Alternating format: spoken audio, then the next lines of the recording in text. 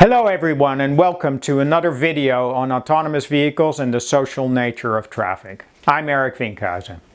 I used to work in the self-driving car industry as a social scientist, and it was while I was there that I became convinced that self-driving cars are a really bad idea. Mostly because the very way self-driving cars operate ignores the social nature of traffic.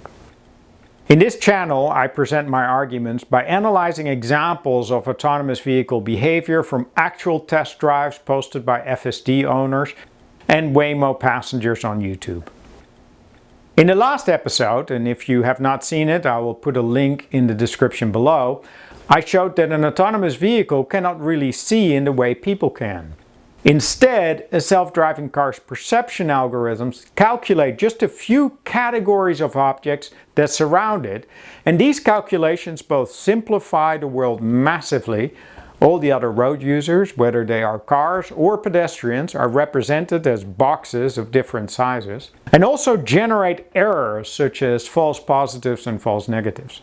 In today's episode, we will look at another aspect of self-driving car perception, which is how an autonomous vehicle experiences time. Obviously, I don't think a computer or a self-driving car can experience time at all.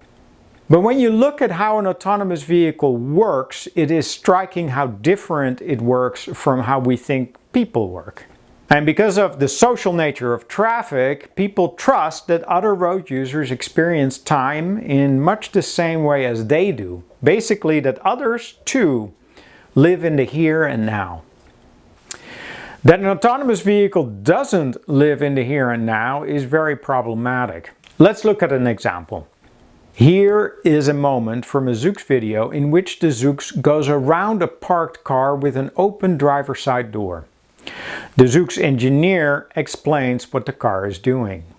So there's not often a lot of space in the city, and throughout this video you see examples where we have to nudge around vehicles like this one over here, or even people as they're coming out of their vehicles. While the engineer describes this maneuver as nudging around an open car door, a closer look reveals that the nudge is oddly late.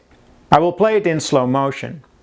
When the Zoox car approaches the car, the door is already open. The Zoox perception appears to recognize both the car, represented as a blue box, and a pedestrian, in reality of course the driver of the car about to get in. For a moment, the screen shows that the Zoox plans to maneuver around the open door.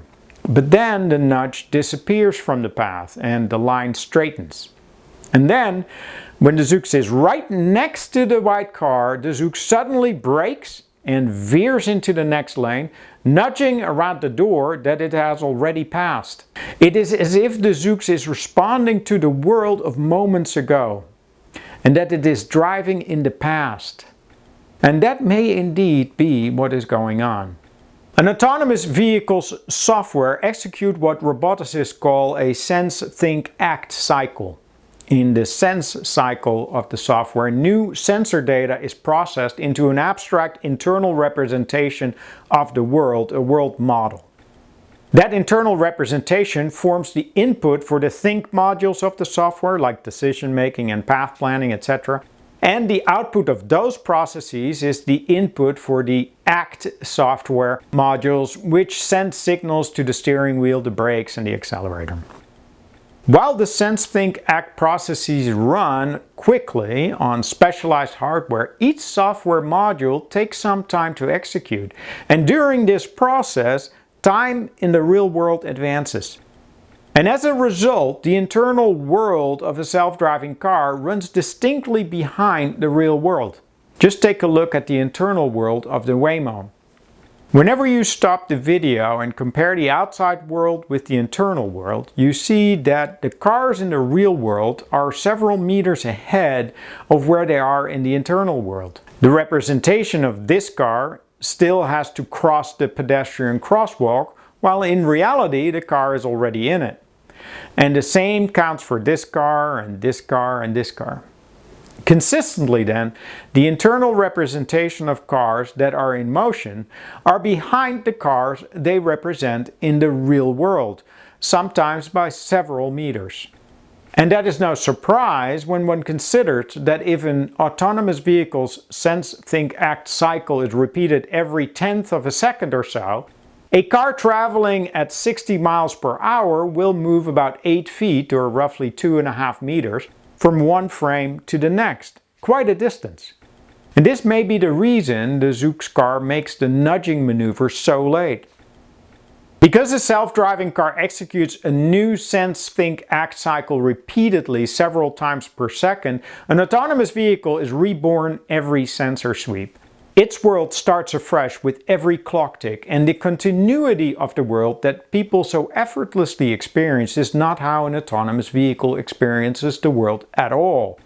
For an autonomous vehicle, continuity is calculated as part of its sense, think, act cycle.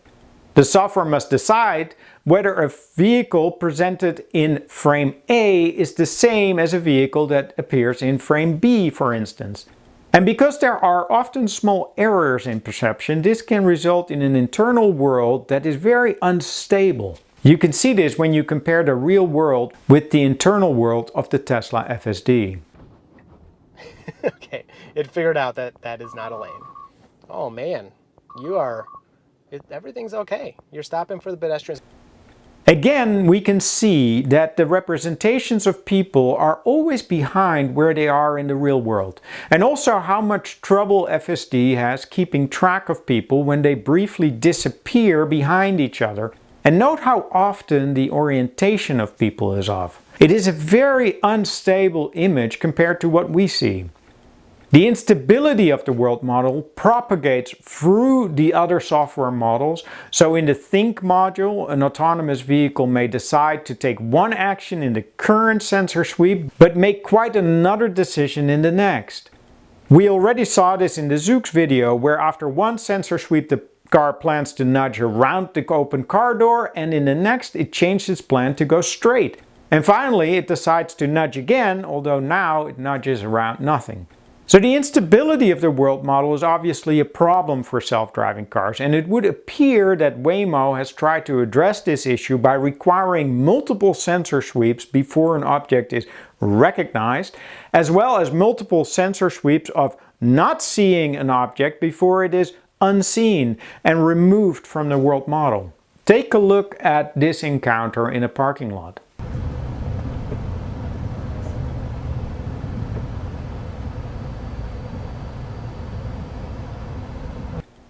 The visualization indicates that as the Waymo advances, the Lexus approaching from the opposite direction remains detected even when the SUV traveling in between them obstructs it. Then note that the box representing the Lexus disappears, but only once the SUV is well past it. A moment later, it is detected once more. While this technique may increase the stability of the internal world, there is a distinct downside, as the internal world is now even further at odds with the real world. An autonomous vehicle lacks the human ability to focus on an object and track it continuously. To illustrate just how valuable this human capability to track other road users continuously is, consider this clip from Chuck Cook, a famous Tesla FSD tester in Florida, who tests every new version of FSD on this incredibly challenging unprotected left turn near his house. He uses a drone to capture the intersection, and that is where you should look, as Chuck provides his online commentary. Then a creep limit. Looks like we got our medians all the same. Needs to stop. Oh boy, it almost nudged there. Now it can go. It should go now. And it might go all the way. There is a car coming. Stay in the left lane.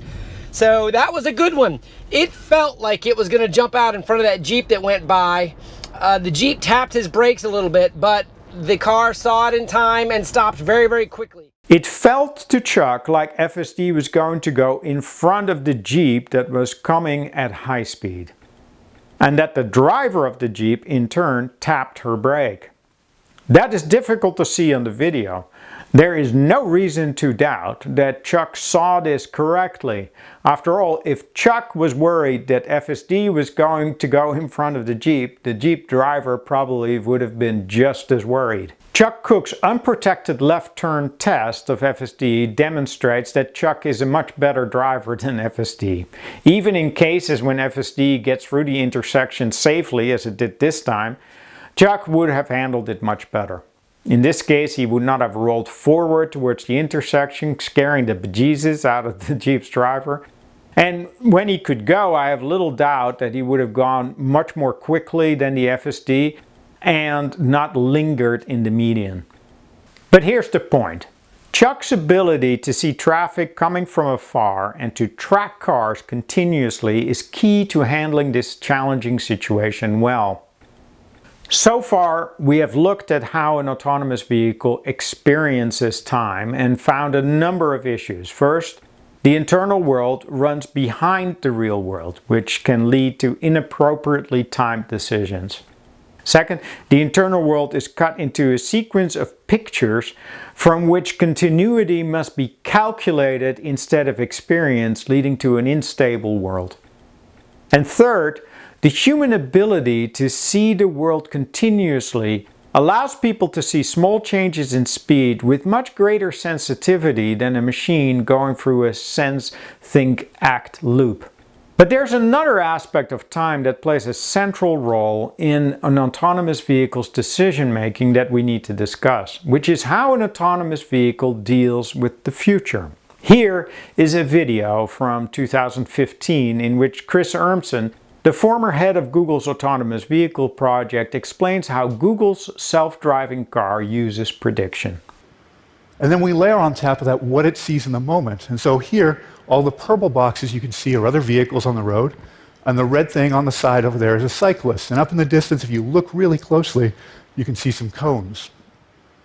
Then we know where the cars were in the moment, but we have to do better than that. We have to predict what's going to happen. So here the pickup truck in the top right is about to make a left lane change because the road in front of it is closed. And so it needs to get out of the way.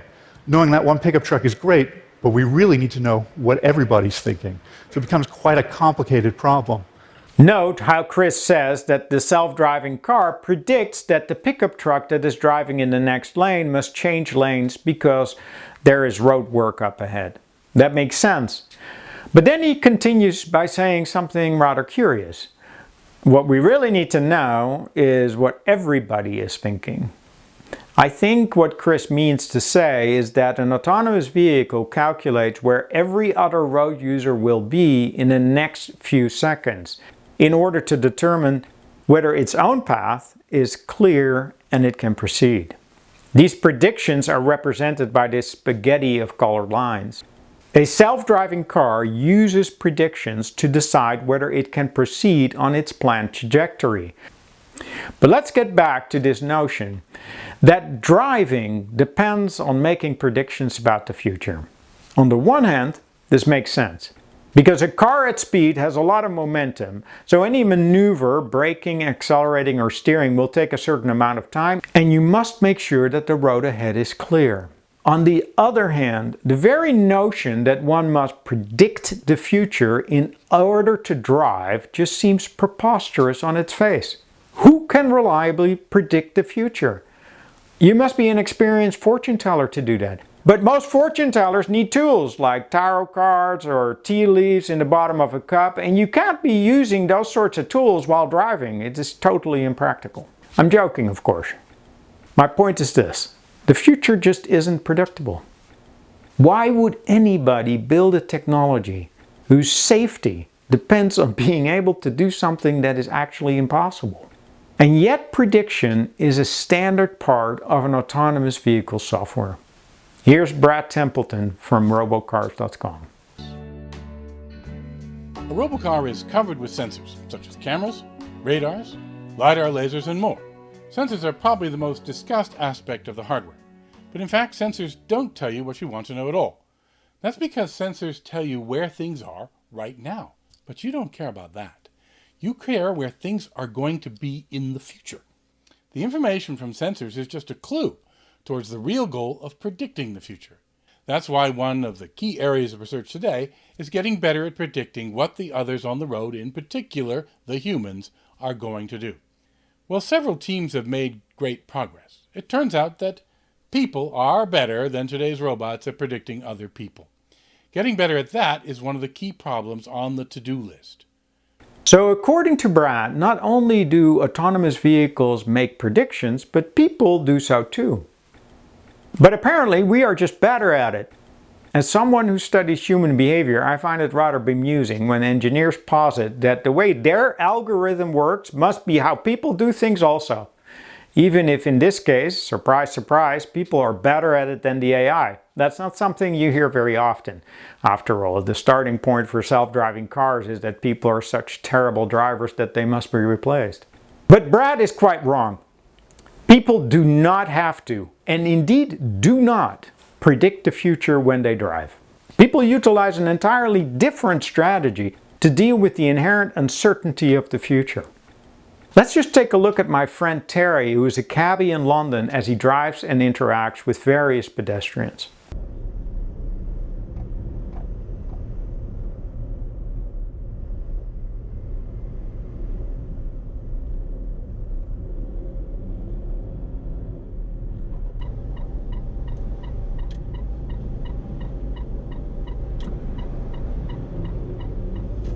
Note how he treats them all differently. The jaywalking lady who is in the middle of the road, he allows to cross by slowing down. She notices the slowdown and quickly crosses.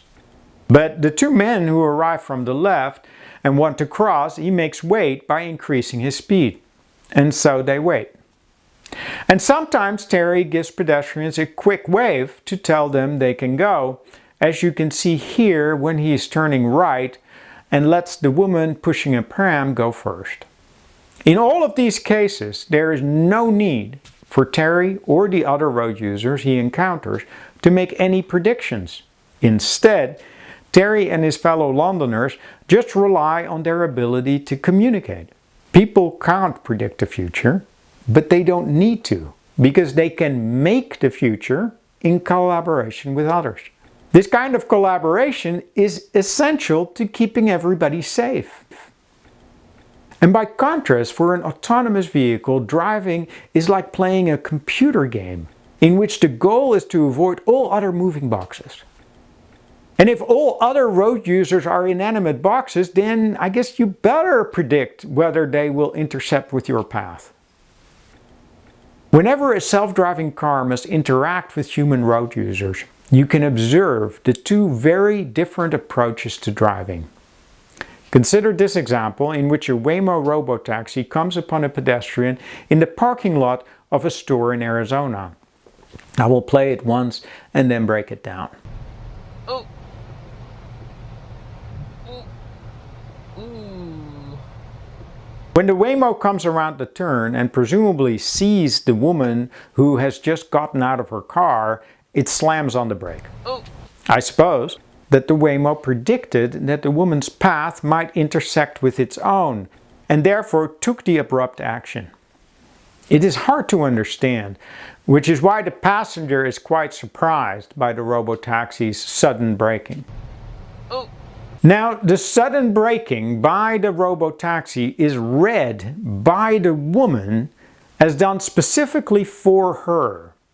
And she understands it to be an offer to let her cross. In line with the offer, she changes direction to cross in front of the Waymo. However, a self-driving car is reborn with every sensor sweep. And in this new situation, I guess the Waymo now predicts that there is actually no conflict between it and the pedestrian, and it starts to roll forward. Maybe the internal world had not yet registered the change in the woman's direction. Whatever the internal reason, in the real world, it is putting itself on a collision course with the pedestrian it had just invited to cross in front of it. The woman, who can monitor the robotaxi's movement continuously and in real time, sees that the car is starting to roll forward and quickly changes direction back to her original heading alongside the Waymo. She probably thought that she must have been mistaken about the invitation for her to go. And so the conflict seems to be resolved. Both parties are once again on non-intersecting trajectories. But now the Waymo slams on the brake a second time. Although for the Waymo it probably doesn't know it is doing something for a second time. Could it be that the Waymo only now registered the initial change in the pedestrian's direction to cross in front of it? Whatever the reason, in the real world inhabited by people, it is utterly bewildering. So while both parties are perfectly safe, this is a good illustration of the untenable situation we would create if we allowed autonomous vehicles and people to drive on the same roads. While the woman walks around in the social world of traffic here and now, she encounters a robot who drives around in a discontinuous internal world of moments ago, and from that representation of the past makes best guesses about how the future will unfold.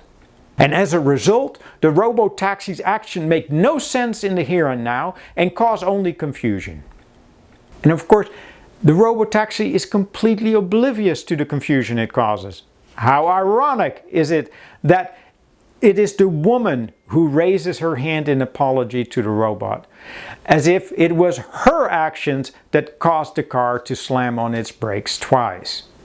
Of course, the Waymo does not understand her apology either, because to understand that, it would have to understand that there had been trouble. But that too is beyond its capacity, because it inhabits an internal world, and it is oblivious to the confusion and danger it causes in the real world.